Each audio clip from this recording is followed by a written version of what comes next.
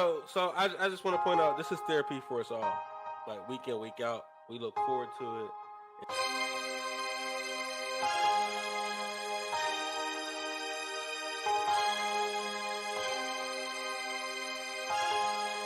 Listen, Fellas, it's gonna be one of them nights. It's gonna be. I'm telling you.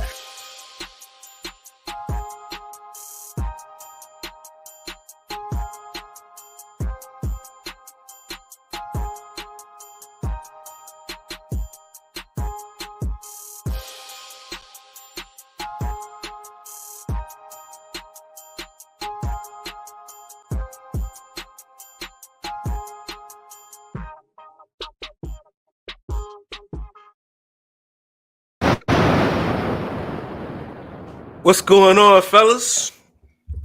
Welcome to another. What up? Welcome to Tuesday another at 9. What up, though? Hey, I like that shirt, dog. The Steelers shirt? Appreciate it. Is that a shirt or jacket or what? No, it's like a little pullover. Okay. You know that's that daddy special for Father's Day. Yeah, it ain't Christmas, no DeLong you know. though. If they really like Definitely you, they would ain't. have got you a DeLong. Right. No, if it was a DeLong, it'd have been to North Carolina. You know, I'm talking about Mhm. y'all little about The that. Colorado Rocky. I think Leifer used to have everything, man. He was spoiled, yo. He was the only dude that had the Jordans, the DeLongs. He had everything. I used to wear his clothes. Lies you tell. You ain't never fit nothing I wore. You crazy? I used to wear them Jordans you used to have. I was about to say, when did that? When did that happen? He used to have these Jordans. I used to wear them all the time, like because he would We be did used to wear rollerblading. everything big. That might have saved him. Okay. He did, yeah. He wore everything big, but he used to he used to rollerblade. He's the only nigga I knew. I don't mean to say that the N word. He was the only guy I knew that had rollerblades. You know what I'm saying? So No, me and my cousin Lynn, we had the rollerblades, we had the hockey puck and the stick. We used to go hard, man. In my Man, grandma's backyard. y'all way too Swissville. But yeah, man, tonight should be an interesting, episode. I think it's really just us, and some of our favorites. But if they join, they join. If they don't, they don't. But it should still be a fun episode nonetheless. Tonight we're going to talk about what does it mean to give our kids a better life. Me and Leifer was kind of going over this, and we were just kind of reflecting on some of the episodes and some of the things we've said. You know what I'm saying? Particularly Mo Better. This it was inspired by some of the things you said. But we just want to kind of dig in a little deeper on what it means to give our kids the better life, and at what point is giving them too much or too little, or the whole thing, right? So first question, man, is are you better than your parents? Are you doing a better job than your parents?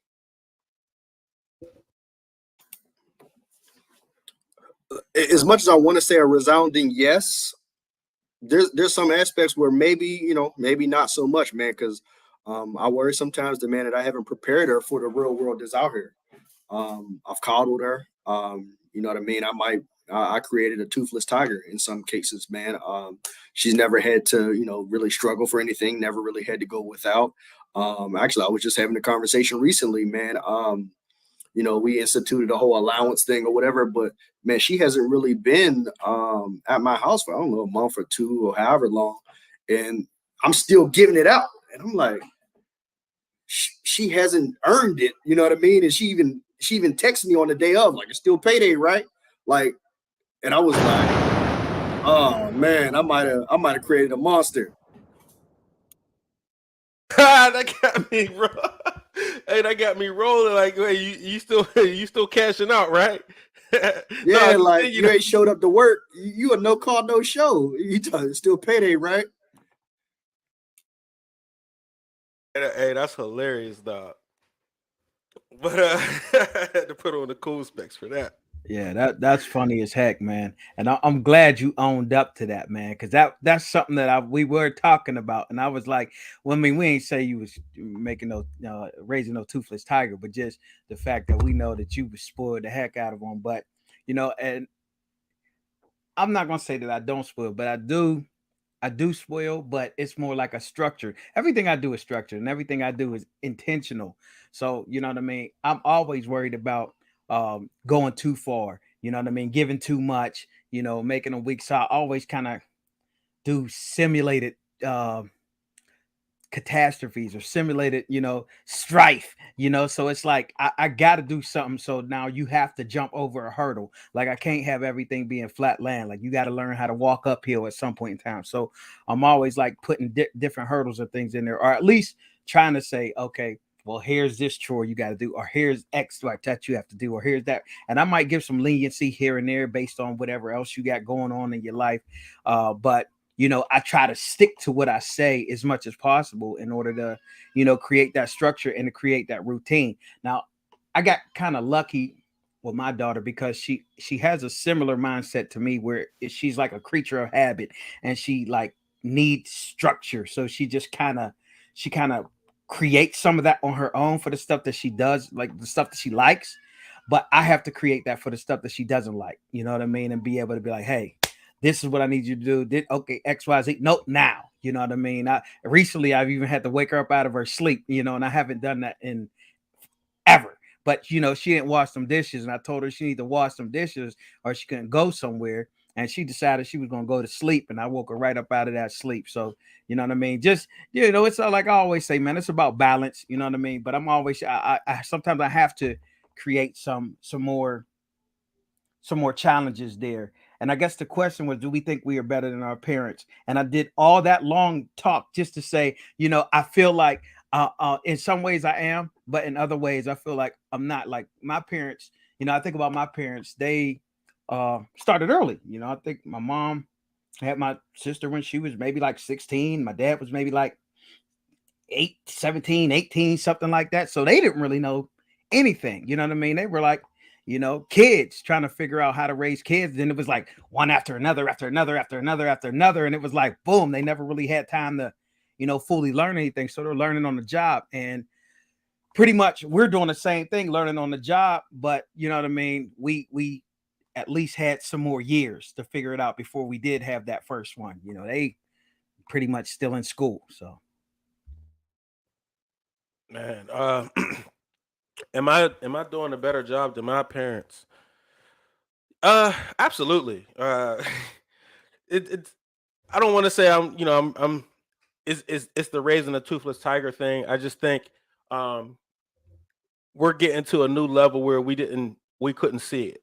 We didn't know it was at this level to know like this is going to create a toothless tiger. You know what I mean? But I think as long as you're introducing your kids to more things than you were introduced to, um I don't know if that's a bad thing or not, but if it's in a positive way, as long as you can introduce your kids to more opportunity than you had.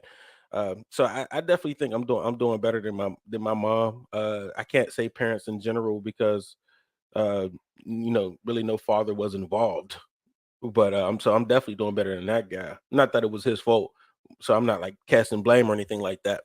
So I just want to make sure that's out there. I'm not giving the whole my dad left me. You know what I'm saying? I don't want to put that narrative out there because there's two sides of all them coins. You know what I'm saying? And definitely from this platform, I want to make sure we express and show equally the two sides, and that it's not just men ain't ish or dads is leaving their mom or dads is leaving, and you know what I'm saying? Because there's reasons behind those things, and I think they're definitely justifiable. You know what I'm saying? So yeah, am I doing better than my mom has done? Yes, but I can't compare myself to my mother because my mother is not a father. You know what I'm saying? And I'll say it like that. Anybody want to elaborate on anything, or y'all good?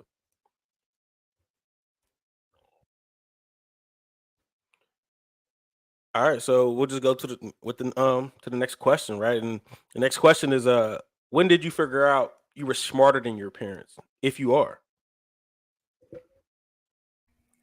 I'll hit that first. I am not smarter than my parents as far as being a parent goes.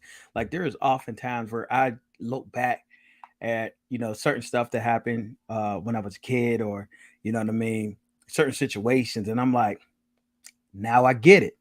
You know what I mean? Like stuff just didn't make sense why, my dad was doing something or my mom was doing something. And then, you know what I mean? Now that I'm older, it's like I get it. Like I even found myself, I think I called my mom one day and apologized. I was like, look, I'm sorry. Like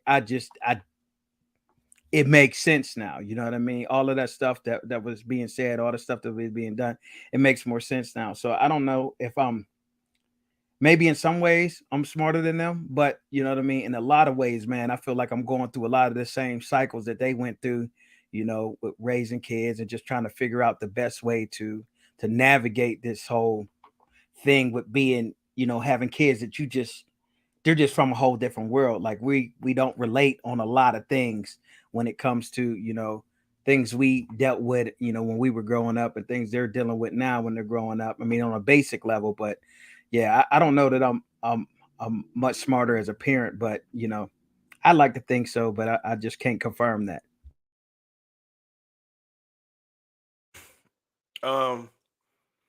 Man, I think I figured out I was probably smarter than my mom right around maybe college. You know, I just started seeing things from a different perspective, and sometimes like she stopped being a resource for me. When I had questions about life or when I had questions about certain things. Like by the time I graduated college, man, there really wasn't anything I could ask her and get some help on. And if that's what people or perspective on people, perspective on career, perspective on basically anything, I was just like, well, dang, man, I can't be at this point where I have nobody in front of me. You know what I'm saying? It's actually a weird thing, and I don't want to say college makes everybody, just because you go to college it makes you smarter than everybody, but it comes to a point when uh you really are just smarter than the circle you have, and I'm like, dang, like who am I going to go to for guidance? And I really didn't have anybody that I could ask for help that would give me clear answers or knew anything about housing or knew anything about banking. Like I knew a guy that I was supposed to be calling a dad who didn't have a bank account until he was like 45. Like, you know what I'm saying? Like, I'm like, you got a bank account? Like, he was still getting this. He was still cashing his check at the check cashing place. Like, so I'm like, you're too old for that. Like, you know what I mean? Like, so it was well beyond. Uh, I think it was way too early for me to come to that conclusion. Like, dang, I can't really be smarter than the people ahead of me that's supposed to be showing me the way. But I don't know if it's necessarily being smarter, like in that aspect. I just think it's just a different time. Like I still got, family members who they have a bank account, but they don't have a debit card. Like they go and they get as much cash out as they're gonna use for the week, and they'll use that for their incidentals. They still go to the corner store to pay their bills and stuff. Like they don't trust online. Like, I just think some of that stuff is just a different. I mean, that's not an time. intelligence thing. I wouldn't say that's an intelligence thing, but to not have a bank to a point where you're losing money, right? Like I said, he was still cashing his regular check at a check cashing place. You understand? That's just like asinine. Like, you know what I mean? Like why are you doing that? Like, who does this? Somebody who probably back on child support, and if they got that bank account, their money gonna get garnished. So he might have been smarter than you think. I mean, that wasn't. I mean, I hear you, but that wasn't the case on that one. But yeah, so it was just like, dang, man, like, yeah, I figured I was smarter than them well before, and even when like you try to go higher up to like a grandfather or whatever, right? And you like, hey, well, they're really they're really country.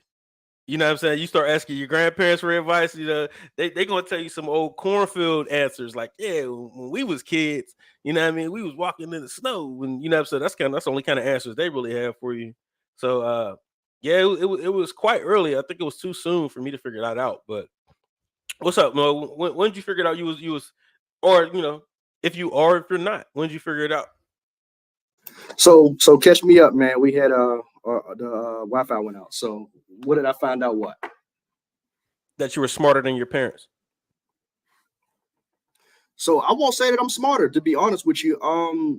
You know what I mean? I don't know if I could survive what they survive.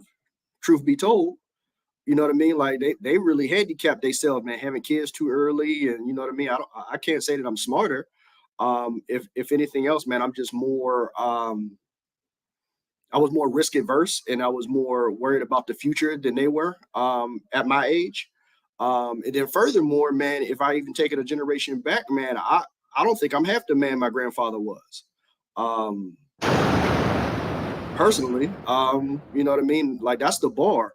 But you know, with that being said, though, you know, I look at some of the ways that you know my father was raised, and I'm like, you know what I mean? Some of the stuff that you know we're talking about when we're first generation, he actually did those types of things then, and he created some toothless tigers, trying to give them the best and stuff like that or whatever. So he undid that. He got a second chance at it with me. So I won't necessarily ever say that I'm smarter. I just think if nothing else, I just did the right things longer than the previous generation because like they was out here living reckless. So going with the next question, man.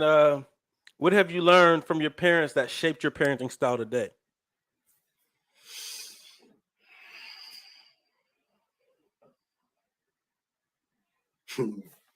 There's a couple things. One,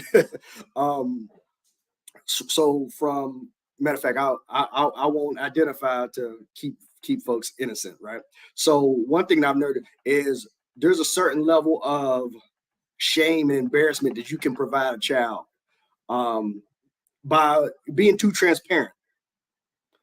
I think there's some things the kids aren't supposed to hear. You know what I mean? Like you're not supposed to, like, especially when you're too young to understand the concept and the whole background behind it. You know what I mean? To be put in scenarios or be blindsided for that much to be like, oh, you looking like such and such, and you like, but that's not really who I thought my father was, and stuff like that. So you know what I mean? You could actually end up in some really hairy situations to where you're not supposed to be in before you're ready to deal with it. So that was one thing, and that's kind of on erring on the side of you're doing too much. But on the other side, man, one of the things that I think about is, man, always kind of have the carrot and the stick, man. That's something that I think I struggle with. Man, you know, I'm chopping off the corners and I'm feeding it to the damn animal. I think I need to do a better job of really getting my daughter prepared for what's really out here. Just for the simple fact of like when I see kids her age, like I wouldn't say they're necessarily sharper or quicker than what we were, but they just evolved from that. And my daughter is living with previous generation's morals. Like she wants to do the right thing. And you know what I mean? Like she never had her phone cut off. And people was like, yo, you got the brand new iPhone, man. Let me see that. You know what I mean? Stuff like that. So, yeah, I think that's a big thing that I'm noticing is I'm not providing enough incentive to socially mature, academically, and like kind of the stuff that we always say we want them to do. I think I'm doing a good job of that, but socially, I'm noticing I think I need to do a much better job. So did you answer the question though? So yeah, so I mean, as far as when did I figure it out? I don't think I ever really figured it out. What did you take from your parents? That's so shaped? One, don't expose them to the bad stuff too early. Mm-hmm. And then from the other side, what I learned was make sure that you're incentivizing them to mature socially. Mm. So it's the two ends of the spectrum. And I think if nothing else, man, I'm just trying to, like I say before, just try to keep it on the road. So don't provide too much, and then don't also hang them out to dry either. So that's what I learned. So they provided you with too much and hung you out to dry? Is that what you're saying? Different households, yeah, like you know what I mean. Different households was giving me totally different messages and totally different experiences. I got it, Leifer. Yeah, so and I was thinking about it while Mo was talking, man. I'm like, man. So what I learned from my parents is that I need to prepare my kids for outside of my household. So, you know, like I said, my parents started young. So, you know, they weren't necessarily prepared for outside of their household. So they're, trying to teach us stuff that they're still learning, and they're in survival mode, so to speak. So they're not in, let me teach you how to figure this out. We got to figure out how to make this thing work. So, one thing I feel, and I really go hard at is like, teaching, teaching like usable skills, whether you want to use those for a job or you want to use those to maintain your life, and then also, creating, like I said, simulating certain situations, you know what I mean? So that when you get out into the world, you're not going out into the world like a cupcake, you know what I mean? That ain't never had to go through nothing, because, we're a level above, where we were at when we were growing up. So simulating these hardships so that, when it gets rough and you out here on your own, you got something to look back on to say, okay, I went through some of this, or I did some of this, or you know what I mean, or I'm comfortable in this type of environment. So, I try to, like I always say too, it's like I try to use these teachable moments. You know what I mean? I put my daughter in these situations, my nieces and nephews and stuff too. I put them all in like these situations where they're forced to ask questions. And now I have these teachable moments where I can say, okay, this is how you do this, or this is what you look out for, or this is what you worry about. You know what I mean? So when they encounter these, similar situations, when they're quote unquote out in the field or out in the real world, you know what I mean? They're not blindsided or surprised, or, you know what I mean? They're not hit so hard that they're like, oh, you know what I mean? I wasn't ready for this. So I like I say, I try to simulate those things. And I realize that, my parents might not have been in a position to do that when we were kids. So I'm trying to do that now with my kids. So one thing I learned from my mom is to be completely open and don't censor. Um, she never censored me. She always gave me the freedom to say and do and speak whatever I wanted to. And actually, I mean, more do, like, what I'm saying. So if and I think that was her way of trying to make sure I didn't keep a closed mouth if I was being, improperly treated, because she had to put me in a lot of situations of babysitters where she probably wasn't comfortable with. So she was like, "Hey, tell me everything if anything happens or whatever." But I also think it was from a place of she's never been in a forced to respect elders, so she didn't place that on me. You know what I'm saying? Like, it was like, well, I didn't respect my elder, so you don't have to either. So I never was forced to say the yes, so the yes, sir, yes, ma'am, any of that. Like, you know what I'm saying? Like, that's just, she just didn't make me do any of that. You know what I'm saying? I'm not saying it was right or wrong, but she was just like, you don't got to do that. Like, that's whatever. So I really didn't, and I sometimes I would get knocked for it depending on which household I was in. They'd be like, say, answer yes, sir, yes, ma'am. I'm like, you're lame. That's overkill. Like, you know what I mean. But I try to hold that policy of just being open and speaking and not censoring what you got to say and saying it in whatever way comes out. Because if it comes out, then at least we can work from that point. You know what I'm saying? If you're so focused on how you say things and saying things the right way, then issues never come up that we could fix, or you know what I mean? We don't have any starting point. You know what I'm saying? So I give my kids the freedom to say and be say exactly how you feel. And if you cuss in a moment, go ahead and get it out. I mean, we gonna address that. You know what I mean? But go ahead and get it out to help me understand how you're truly feeling about whatever's going on in life. You know what I mean? So that's kind of my take on that as far as what I've taken from my mom, which I think is a positive thing. You know what I mean? I can't necessarily say it's work, because kids aren't so willing to be open as we, even though we give them the green light, that don't mean they're gonna, still, you know what I mean, just be so open and say, well, XYZ, blah blah blah blah. Such and such was doing this. I mean, because that's what we really want. You know what I'm saying? But I guess they still feel that. Well, you're my dad. I'm not saying this because society says I'm supposed to respect you this way. Yeah, well, I think part of that is also, they're kids, so they don't necessarily know how to process, what's going on and what's happening around them. So sometimes they don't know how to verbalize it because, I don't have that open of a policy at all, because there is absolutely no way in any world that you're gonna disrespect me or any adult, and then we come back and address it. No, I'm gonna knock you down, and then I'm gonna help you up, and while you fix your face, then we're gonna talk about it. But this is, I'm joking, by the way, but this is like, no, for me, I think that's a that's one of those teaching moments. I had to say that on the record, but this is one of those teaching moments where it's like, yo, uh, in the world, you're going to have to learn how to process your feelings, and you're going to have to learn how to speak them and convey them properly to somebody who might not know you.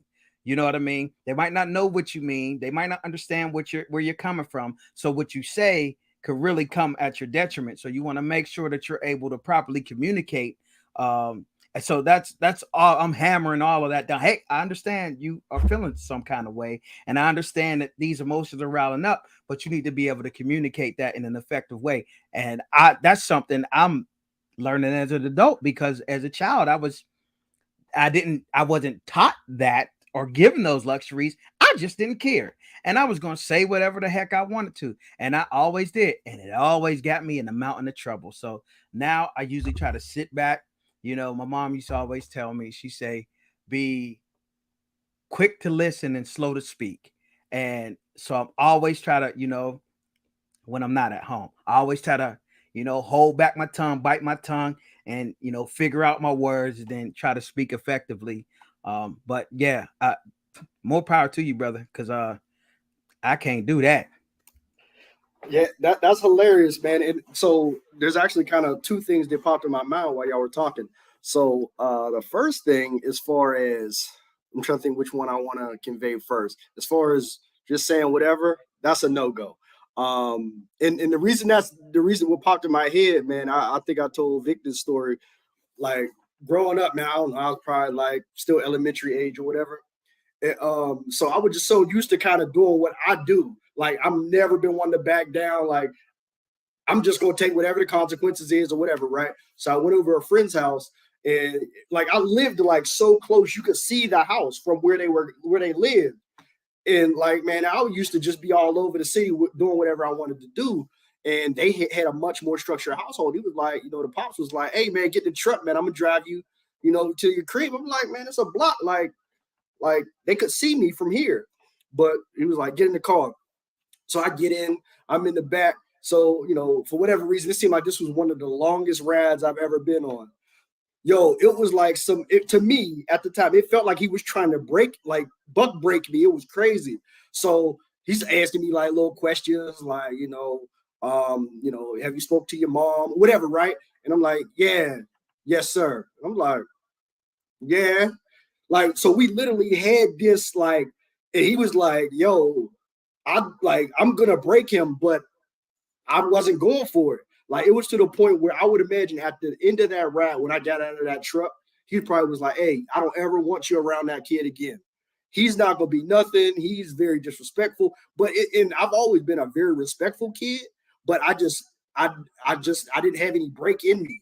And it's funny because it came full circle, man. I had my nephew down here, and we literally had the same interaction. Like, he would not budge. Like, he's me. Like I was like, yo, like, this is what we gonna do or whatever. Are you okay with that? Would you like it? He's like, yeah. I'm like, yes, sir. He's like, yeah. I'm like, oh, let's go. Like, so it's just one of those things where, like, the same thing, like, you can't run for your genetics. You are who you are. So that was one of the things that I really noticed. And then the second thing that came up as y'all were talking was, I think partially the way I'm parenting has a lot to do with the gender of my kid.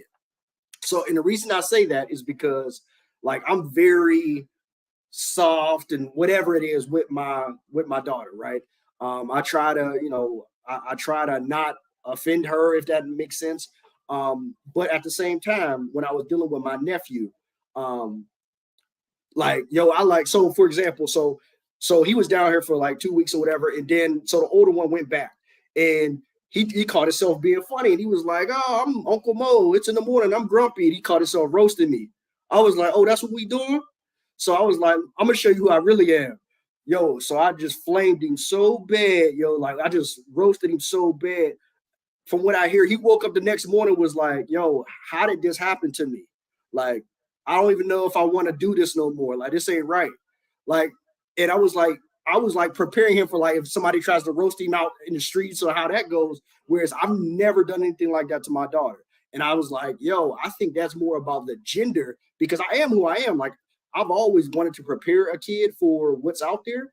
But at the same time, I was like, oh, it feels that there's something about the genders that I pumped the brakes on one and because that was I mean like it just happened like I turned into not Uncle Mo no more. It was such and such from Wilkinsburg. Like it happened immediately. They were like, oh, little man was like, I don't know what happened. Like everything was good and then he just went loco. Now I don't feel good about myself. Like so it's just one of those things where I think the gender plays a role in how I parent as well. That you know what though, I mean that wasn't a part of the questions, but I want to dig into that a little bit as far as that, right? So even when I initially started parenting, I was trying to separate. I wasn't trying to parent by gender. I was trying to parent by kid. You know what I mean? So like, it's a kid. The gender doesn't matter. This is how I'm trying to apply the pressure. Um, and a lot of that goes into the potential I seen at what level of kid. You know what I'm saying? So I ended up actually coddling my son a little bit more than I did my daughter. But I was trying to save my daughter from some things, uh, being too flirty, being this way, being that like, you know what I'm saying? Like anytime any signs that she showed me of well, I'll say of hoe behavior, right? And that's it's not necessarily hoe behavior, it's just open affection, right? I was trying to shun it to get her to I was trying to build a product that didn't necessarily need that, you know what I'm saying? That kind of coddling, that irrational behavior. So if I see irrational behavior, I'm shunning it, instead of understanding this is a little girl, you know what I'm saying? I was like, no, we're gonna get that up out of you because that's evil. You know what I'm saying? Like not being accountable or being too fast or you know what I mean, being too flirty. Like, oh, that's evil. Like, you know what I'm saying? I don't want you being no hoe out here. I think So that's common in our culture, to be honest with you. That's very common. what? To That we're trying to like I've heard this before. We are raising, and I won't say there's a caveat to this, but I won't bring that into this. But so we actually what we do is we end up raising the girls and we just end up loving the sons. And in turn, I tried to do the total opposite because I saw what it's done to our community. So Mhm. I tried to do the total opposite. Oh, yeah, I mean, I guess you got a little later start on that. Like you Yep. can see, like, oh, Right. yeah, I got to see like I didn't have my daughter till I was 24. And, and I've said that's this still I've said this young. to my That's still young. look so but it's a world of difference because I remember I told my mom this one time because she had me at 20 and I had my daughter at 24. That 4 years made all the difference. Hmm. A world of difference. Just imagine Um, if she had you at 17. exactly. So yeah, so again, man, just a little bit more of exposure gave me that little bit of okay, well, maybe I need to kind of look at this a little bit differently. And just me being me, I tried to reverse engineer it because I was like, oh, this is what happens when you do this. So I tried to like flip it. I don't know if a 180 was actually the right combination or right balance, but that's what I did. So you was about to say something, Lee? I was just about to say the crazy thing is like, man, none of this, like all and none of these ideologies could or might not work. You know what I mean? Based on the kid. So it really doesn't matter. Like, you know what I mean? I always look at it because it was like I think Vic said, he was trying to raise by kid, not by gender. And that's how I raised. But I mean I guess I raised by kid and by gender. So and I say that because and maybe it's just my daughter because I'm learning a lot. You know what I mean? Like she's very communicative about how she not about how she's feeling about everything, but certain things that she's comfortable talking about, and certain ways, certain things that she needs or how she feels love and things like that. We talked about the love languages thing in the past, but I I try to, like I said, I try to prepare her for the world. I try to make sure that she's, equipped with skills, the tangible skills that she can use in the household and out if she wants to get a job. Like I teach her everything about cooking and just preparing things and thinking artistically and thinking outside the box. I mean, she's already an artistic kid anyway, so that wasn't really hard. But then also like, you know what I mean, understanding, okay, well, and for years she was like, just random hugs and stuff. Like I'm like, this is weird. Like, go get off me. You know what I mean? Stop.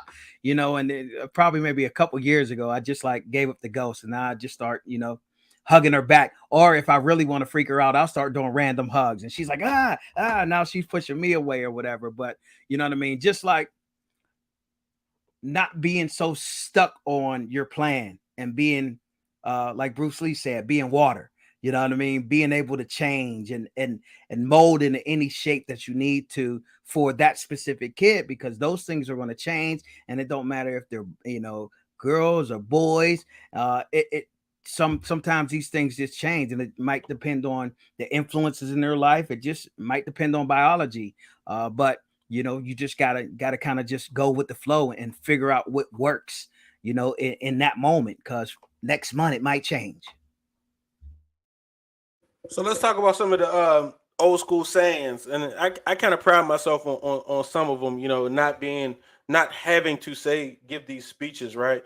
How do y'all feel about the don't touch, don't ask, don't touch speech that parents used to give you before you go into the store, and have you implemented that in your own parenting? No, not at all, man. I remember that. To me, I remember that was some of the most deflating. Like, I was like, I don't even want to go. Like, yeah, me, like, what we window shopping? Like, man. So for me, like, my daughter literally has in her mind that there's nothing that she can't have. However, and that's, I think I don't want to say lucky, but I mean, because I raised her this way. Like, on one hand, man, she's respectful enough not to forsake it and just do too much, but she knows in the back of her mind that she can have whatever she really wants, and she uses that judiciously. She only pulls that card out when she really has to. And I'm gonna tell you, when I really caught it recently, man, I was in a meeting, and I work with a bunch of black women, and man, they were talking about these Beyonce tickets and how they might have to do the whole stroll in order to get it. And I laughed. I was like, that's funny. But then that night, my daughter was like, hey, daddy, I would really like to go to that Beyonce concert. And it just so happens to be around my birthday. Could that be my birthday present? I grabbed my phone right there and bought two. It was like her and my fiance going right then and there. So I was like, she's respectful enough to understand that on one hand, she can have whatever she wants, but she doesn't abuse it. So, I mean, I think that's kind of dope, man. And I think I'm blessed in that manner, because it could be totally different. So I think this is probably something we learn from each other, having so many conversations, Mo. Because I'm the exact same way. Like, I bring the kids with I kind of pride myself on never having to give my kids that speech. Sometimes, I mean, my kids do get touchy and they want to go down the aisle with just. I'm like, hey, like, you know what I'm saying, relax. But it's never a. But it ain't like, can I have this? Like, oh, I can't have this. It's just because they just want to be rambunctious. Like, yeah. It's never a can I have this? You know what I'm saying? Because going to the store with me, you're definitely coming back with something. You know what I'm saying? And I don't care what you ask for in the store. So they're coming back with a new car, new dinosaur, the cereal that they say. Like, I had one cereal growing up, and that was Frosted Flakes. I never had a different cereal. I would have had to go to a project house to get the Fruity Pebbles. Like, you know what I'm saying? Like, you ain't had what's it? The Fruit O's. No. The only thing my mom ever bought was the Frosted Flakes. But and I love Frosted Flakes, but at the same time, it was like I never could get the Cookie Crisp. You know what I'm saying? The Lucky Charms, the commercial stuff, right? like the stuff that like the marketing was great. I can never get that stuff. And like if we go to the store and like any of them be like, I want this, I want that, grab it, throw it in the cart. I don't care. You know what I'm saying? Get it all. You want anything else? Like, you know what I'm saying? And I kind of like I'm blessed in that way to be able to do that. But it's I think it's one of those it's one of those conversations that traumatized me. I hated it. It was just like, oh, I hate that speech. Like, just give me an attitude right before we go into the store. I was just happy a second ago. Like, you know what I'm saying? So I love the fact that I've never had to like say that to my kids. And like they can go to the store that can we get donuts? Can we get cookies? We're getting the whole store, guys. Like, you know what I'm saying? So that's just how I feel about it. I think Leaf is gonna have a different answer. Absolutely. I don't remember. I'm very sure that conversation happened, and not just with my parents, probably with my aunts and uncles and grandma and everybody. I'm pretty sure it happened. I just don't remember it, so I don't really have the same hangups. But if I'm in the store, you know what I mean, with my nieces and nephews or something like that. Like my son is too small now. He's touching everything if we go in the store, but I usually keep him in the stroller, so he ain't touching nothing, too much of nothing. And my daughter at this point, I don't remember much when she was a kid. I mean, I probably don't even go to the store with you no more. She stays in the car. she don't come in. She stays in the car. That's it. She ain't trying to roll with me. She don't want nobody to see us out together while she out, unless she really wants something that bad before we even get there. But yeah, for the most part, like if I'm with my nieces and nephews or something like that, and we're going in the store, I might tell them, you know what I mean, don't be touching on nothing that you can't pay for.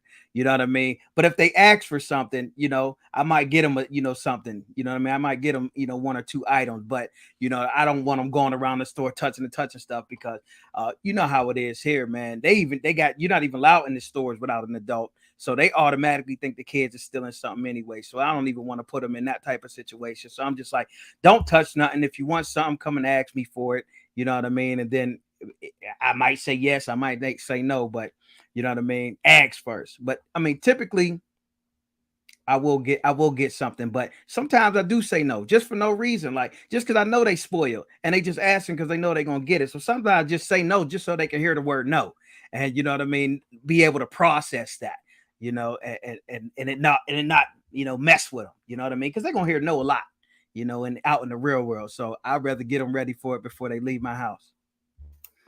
Yo, I'm really wondering if we're gonna get to this, Vic. And one of the things that just kind of I was thinking about with that, and it could be one of the future questions. I'm not sure. But as far as like, as much as I'm saying like I'm not preparing her for the real world, just a half of me or maybe a quarter of me just like, yo, that's stuff that I don't want her to interact with anyway. You know what I mean? Like the mess that I've seen and the mess that I've been part of, like. I don't want her to have to go through that anyway. So why prepare for it? If like my hope is that it's so, and this is gonna sound bad, but it's so beneath her that she's gonna be like that way. I don't want no parts of it anyway. So there's no, you don't have to train me for this blood sport because I'm not entering it anyway. I'm good. So I'm still kind of torn about that. I kind of like what you're saying about that, right? It's like if they never dealt with it, never seen it, they know like, man, this ain't.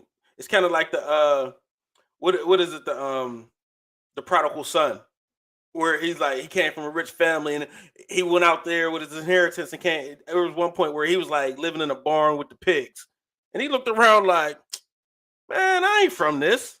Like, you know what I'm saying? So if you don't even introduce that kind of lifestyle of, what's been triggering me, Lee, is the simulated test that you've been saying.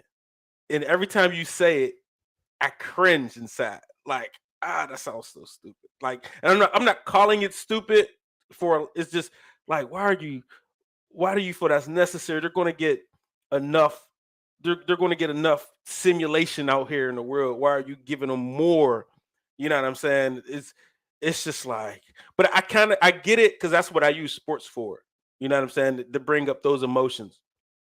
But to purposely make them be this way or that way or go through this, it bothers me inside, but I'm not saying you're wrong. Yeah, and I don't care if you say I'm wrong at all. You know what I mean? We can all be wrong. With our particular kids, like any one of these methods could work with any one of our kids, and anyone could not work. So, for me, I just always think about it because I met so many people. Because I live so many different places, and I met so many people who just let their kids go off to college, and I met people who didn't know how to boil noodles. You know what I mean? Who really didn't know how to wash clothes, didn't know how to do any of that. So for me, when my kids leave the house, I feel like it's my job to prepare them to leave. You know what I mean? Like if they leave my house and they don't even know the basic stuff, you know what I mean, and they're not able to handle the basic level of adversity, I feel like they can fold at anything. And you know what I mean? And I also want to make them, putting them through some of this simulated stuff that's triggering you. I'm gonna say it anyway. I feel like it'll make them mentally stronger. So when people are peer pressuring them or they're trying to get them to do stuff that they don't want to do, they're able to be able to say, nah, I ain't with that. Nah, I'm cool on that. Nah, I see what happens when people do stuff like that. Or I see what, you know what I mean? So that's my focus and all of that. And you know what I mean? It's not no crazy, like, throw them through the gauntlet type stuff. Right, But ain't no booby traps. yeah, it is strategic things. It's strategic things in the moment where you know what I mean? I'll put little psychological booby traps there to where they got to ask a question. And now, you know what I mean? I get to explain certain things and just have those teacher moments because, man, when you get out in this world, man, I'm not there. You know what I mean? Daddy not there to save you. You know what I mean? Mommy not there to save you, especially if you decide you want to go across the world to college or something like that. So, my thing is to make you as prepared as I can and simulate some of these hardships that you might go through when we ain't around. Uh, so when you get out into the world, you're able to navigate those things. And no matter if you think it's, beneath you or whatever, man. I'm not saying it's beneath me or anything. No, I'm saying because that's what Mo said. But when you in college, everybody at the same level in college, it's oodles and noodles time in college, and you're trying to figure out life and just make the right decision. It don't have to be. It don't have to be. It don't have to be. But it don't have to be. Hey, me and Mo lived like kings when it came to that food. There was no oodles or noodles. We was eating like gods. Like we was going to the school. And not only that, man. I remember, my freshman year, man, I was down in West Virginia. Like I said, man, I never even knew I was poor or whatever that I got to school. And, you got your meal plan and, you got your little noodles or whatever back at the crib. But I always remember there was a, maybe Easter, it was some holiday where I didn't go back home. And so I'm walking and I remember and this was when, it was popping or whatever. It was like a 12-pack of Cristal that was thrown away. And we had these little burn barrels. And I was like, so these folks, their families have so much money that they party with a 12-pack of Cristal. And I'm sitting here eating noodles and I got so tired of noodles that I had to walk, I don't know, damn half a mile in the snow or whatever it was to go to the cafeteria. And I was like, oh, because I thought we was all on the level playing field. We weren't. Because I remember when I went back in the springtime, there was a dude from Germany who was like, oh, Maurice, I think I need a car. So we go, my man swiped a credit card and bought a brand new Saline. And I was like, wait a minute, this is different. Okay, wait. Like, did we just this is before like people was cracking cars and doing the scam and stuff. I'm like, who's your dad? Like Mr. Daimler? What is going on? So everybody ain't live like that. That's just kind of the average man's college experience. But you a lot of times you're going to school with elites. Specifically where I went to school, man, like from what I remember, man, there was some people that were supposedly like royalty or blue bloods. They would never tell you, but that was the story. So it kind of goes back to are these simulated adventures, worthwhile? I mean, it sounds like a privilege thing, right? Like when you come from a privilege, then you got to purposely set these booby traps.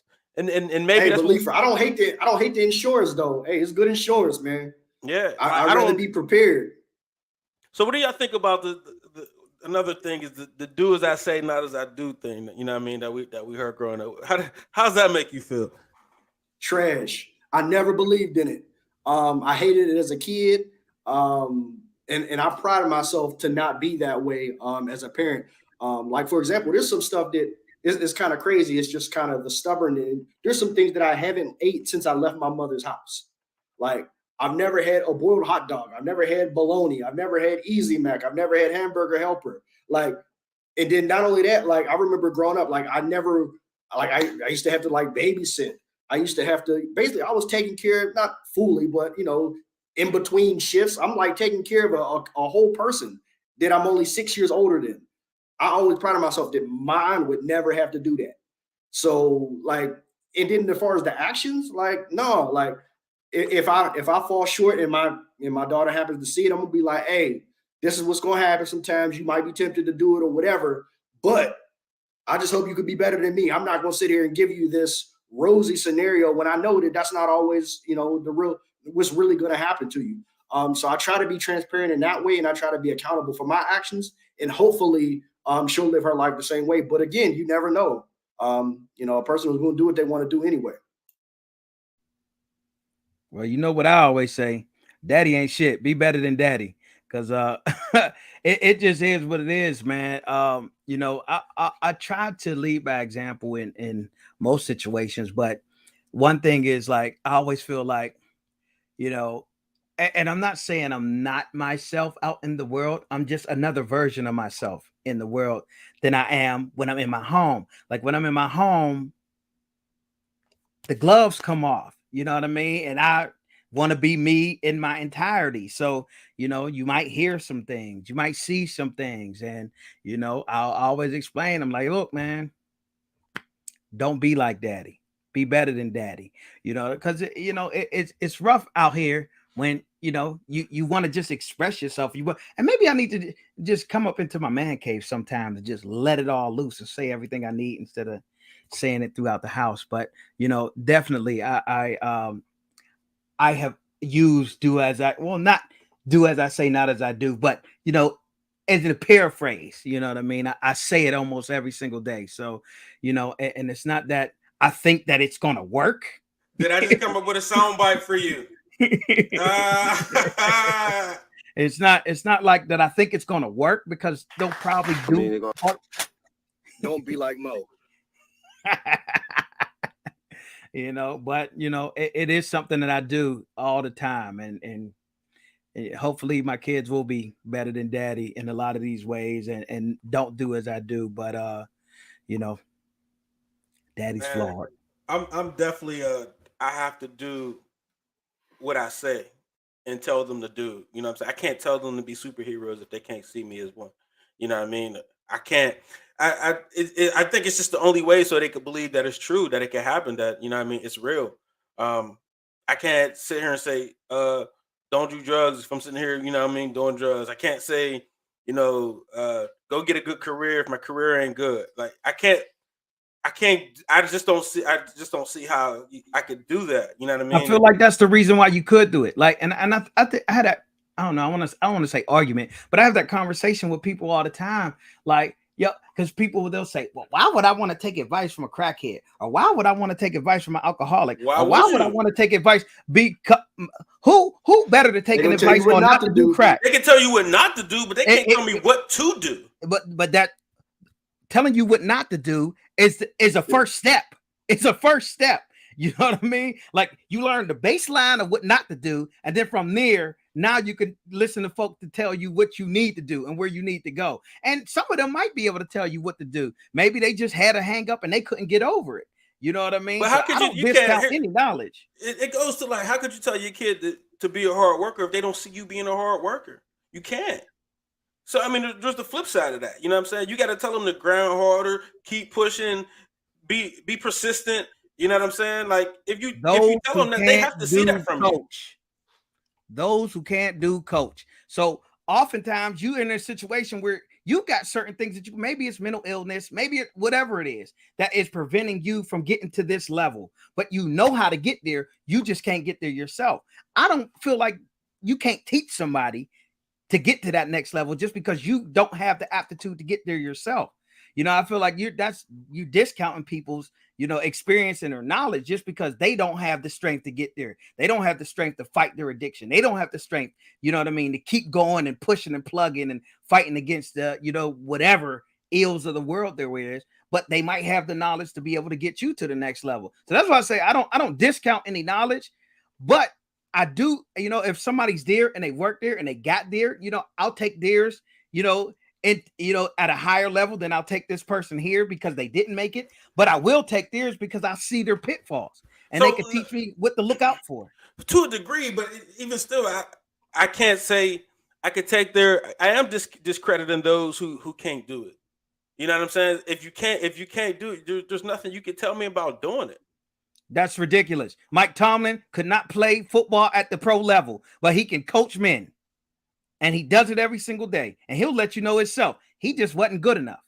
But he can coach men and get the best out of them. So I just, like I said, those who can't do coach. And I feel like most coaches can't do it. Head coaches don't coach positions per se, but they get people who can coach those positions who probably have done it. If you look at his staff, most of them are ex NFL players. You know what I'm saying? So it's just a level of getting people around the situation to help you in those. So I do believe in that semantics. But no, because if I can't do something, right? If I'm telling my kid to do something that I can't do, I'm finding that resource that does it so they can do it. You know what I'm saying? So he's actively, I mean, if you've seen Mike Duck, you can see him actively coaching Minka. You can see him actively coaching, you know, other DBs and other people as they go in and go out the game. He's telling them what he sees. He's telling them how to move. He's telling them, like, he's actively like, I don't watch the sideline like that, bro. Like, I don't know how you're saying that.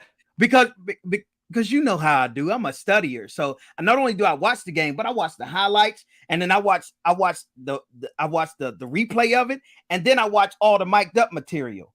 You know what I mean? So I'm watching all of that. And I see so many occasions where Mike T, somebody comes out the game. Mike T's like, yeah, he pulls him aside. He's like, do this. I see that you're trying to do this, but go ahead and move this way. And then that player go back in and make a play, that next play. Like, I've seen it. Don't discount my man Mike T. Send the clip next time, because I ain't never seen it. I ain't never seen no soundbite of him coaching up. I'll do that. I got that Minka one right in my head right now. It's all been raw from Mike Tomlin. And got an interception the next play. I'm gonna send that one right now. It's always been raw. That's all I've ever heard. But yeah, like I said, for me, I'm glad you can go by that. But for me, I just can't see myself telling my kids to do anything that I can't do. I just think it's not a fair example. Mo, you look like you want to say something, Mo. Like, I mean, I'm somewhere in the middle between the two, because on one hand, like, just because you can't do it doesn't mean you don't have the knowledge or the know-how. And, you know, I've been told this a lot, man, like growing up, especially when it came to sports. It's the little things that I didn't pay attention to because I had so much just God-given ability to do certain things. So there were other people who were like, well, what if you saw it this way? Or what if you train this way or whatever? Like, so just because a person can't do it doesn't mean they don't have the knowledge. So I think you could be potentially cutting off a really good information when it comes to, you know, a resource, just because you haven't seen that person specifically do what it is that, you know, they're trying to coach. So I don't know if that's actually the right way to go about it. You know, another Tomlinism is, you know, what he says is, damn, you made me lose it. Oh my God, I forget now. You made me lose it. So it's kind of like, I have a hard time listening to like project managers or managers that can't code. You can't tell me how to code something if you've never done it. You know what I'm saying? Like, that just don't make any sense to me. So and that's a perfect example. So they might necessarily be not telling you how to code, but they're telling you how to fit within the scheme of what we're trying to do holistically of the project. And this is a discussion we've actually had before. Like, well, why do we even have project managers? Because you don't have the skill set to manage the project. You only have the skill set to code. And that's why they're paying these project managers a lot of money, because there's a certain skill set and there's a certain level of vision that you don't have. And it's something that we say a lot. We say, look, you're only looking at it from 30,000 feet. I'm seeing it here. So you can't see the forest from the trees because you're so locked in on how to code that you're missing. You're not agile enough to say, okay, well, it's going to cost too much or it's going to take too long because you're trying to get it perfect. I don't need it perfect. I just need it beta tested so we can get a release so we can get paid, because I can't pay you if you're trying to get it perfect. And we actually already told this client that we needed it out, et cetera, at a certain time. So I just think that you just have a blind spot on that. I think overall that causes a bad product. Okay, well, version 2 that keeps us getting paid. Okay. See, like I mean, a lot of times you don't got time to wait for the perfect product. You got to put something out now because the investors, they need something out there. So, hey, and you can work on the bugs and you can work on the glitches and you can fix those, and you know, but you got to get something out there. But I agree with you, Mo, and you can't always see the whole thing. You play a part. Your part is specific to what you're doing. And there's somebody who is looking at the whole process holistically and seeing how all these parts go together. He don't have to know how to do your job. You know what I mean? But you don't know how to do his job either. So it's just different to put all these pieces together, man. I'm going through a lot of that right now and some of my personal stuff. And that clip I put in the private chat, just so you know. But that's some of the things that I'm going through my personal stuff, because people don't know what I'm doing. You know what I mean? They're like, well, what are you doing? I don't see you doing anything. I don't know what you're doing anything. But it's like, yo, like I'm tasked with, you know, with the image, with the brand, with the face, with the whole scheme of this organization. So where you're doing these different little things, these little projects and events and stuff, I'm building the relationships. I'm working on making sure everything in the community is tight. I'm making sure that when you go out here and you offend somebody, that I'm on the back end taking care of that right now so that you can work with them later. And they don't just say, hey, I'm done with you. You know what I mean? But everybody can't see that, because all they can see is what they're working on. And they're just like, well, why ain't you helping me with this? Because that ain't my expertise. That's yours. That's why I got you here to do that. And I'm doing this because clearly you can't do that. So sometimes you're right, Mo. You can't see the forest for the trees, man. And you got to just play your part, because that's the part you play, and focus on that and just be like, you know, because for a long time when I was in the kitchen, I used to say the same thing. Like, why am I listening to this GM try to tell me how to do my job? He ain't never cooked in his life. You know, he was a server, you know what I mean? And then came up and was a server manager. And then now he's a GM. He ain't never cooked a day in his life. And he going to sit here and tell me how to cook, man, go ahead. But at the same time, he's running a whole restaurant. So, you know what I mean? I'm just that one piece, you know, that one cog in the wheel. And there's other things that have to flow together. You know what I mean? But I get your point, but I also agree with Mo, because I've been on both sides of that track, so I kind of see how it works. Hey, well, I don't got nothing to say. I mean, you kind of, you know, did it on that. I was trying to get that clip in here, but I can only get video clips. I was definitely going to try to pull that in here. I don't know how to do that yet, though. I'm gonna figure it out, and we're gonna play it. But yeah, man, I appreciate y'all coming on, man. And you know, I think this was a good show. We got a lot of clips out of this one, and